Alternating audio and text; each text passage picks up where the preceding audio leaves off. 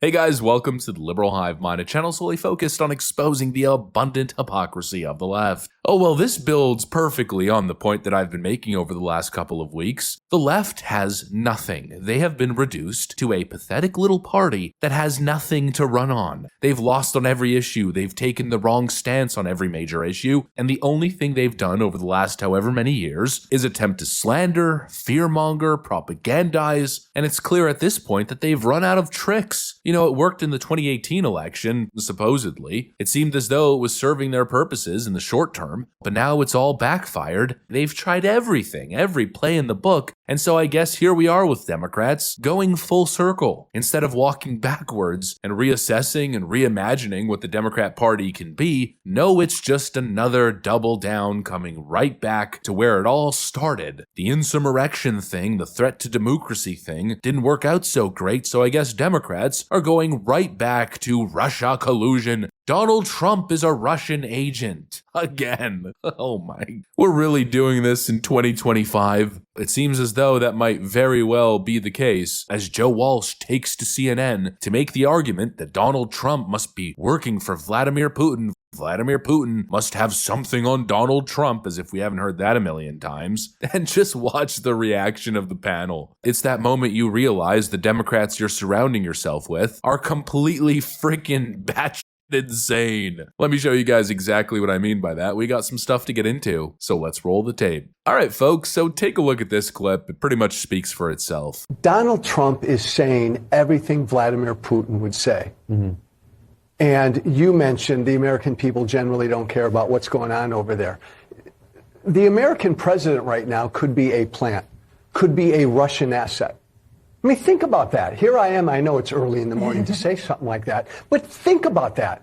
And if the American people don't care about that Putin might have something on Trump, that he's an asset, that he's a plant, that he's doing the bidding of Vladimir Putin, if the American people don't care about that, well, the thing is, listen. I'm sorry to get us off the topic.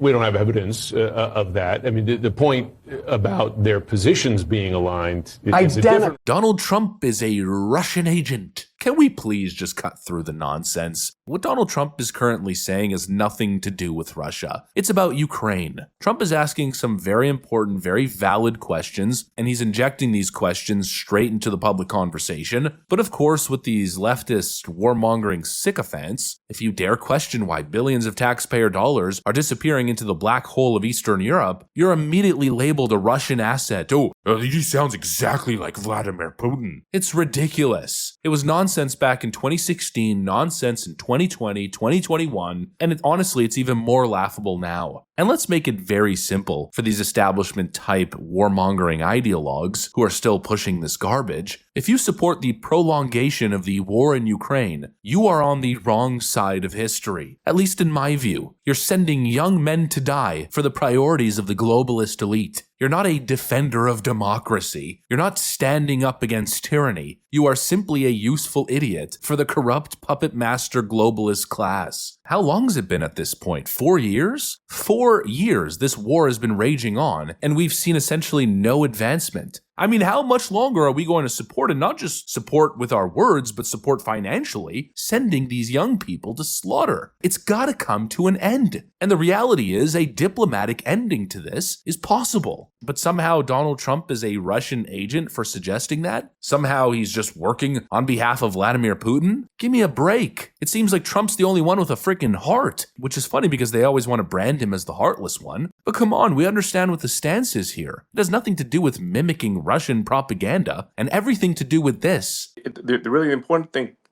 to bear in mind here is that this spending does not help Ukraine. Prolonging the war does not help Ukraine. This is very important to appreciate.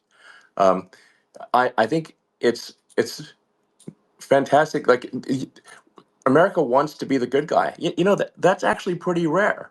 We actually care about whether we're the good guy or not. Most countries don't. And we want to keep that. We want to do the right thing. We want to help people. The problem is prolonging the war and sacrificing the flower of Ukrainian youth, and we should have some sympathy for the Russian youth as well. It's not like they want to be there. And having all these boys die for nothing is wrong, and it needs to stop.